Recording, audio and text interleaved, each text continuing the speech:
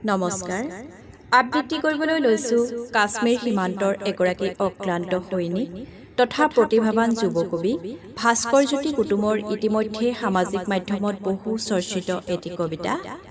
কবিতাৰ শিৰোনাম ককাই কুশলে আছেনে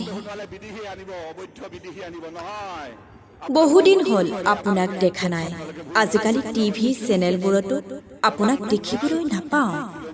বহুদিন হ'ল আপোনাৰ মাতষাৰ শুনা নাই সেই মিঠা শুৱলা মাতষাৰ শুনিলে শুনিয়েই থাকিবৰ মন যায়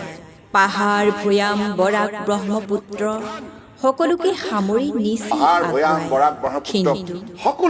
এতিয়াচোন শুনা নাই আপোনাৰ কুলিৰ দৰে সেই মিঠা মাতষাৰ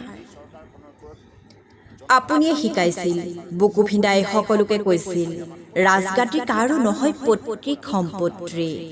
শুনিছিলোঁ সিদিনাখন আপুনি হেনো দুৰ্ঘটনাত পতিত হৈছিল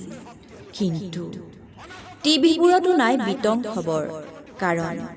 আপোনাৰ নামত এতিয়া নাই কোনো টিআৰপি ককাই আপোনাৰ কুশল কামনা কৰিছোঁ মাতৃৰ আশীষ সদায় আপোনাৰ শিৰত ককাই আপুনি কুশলে আছেনে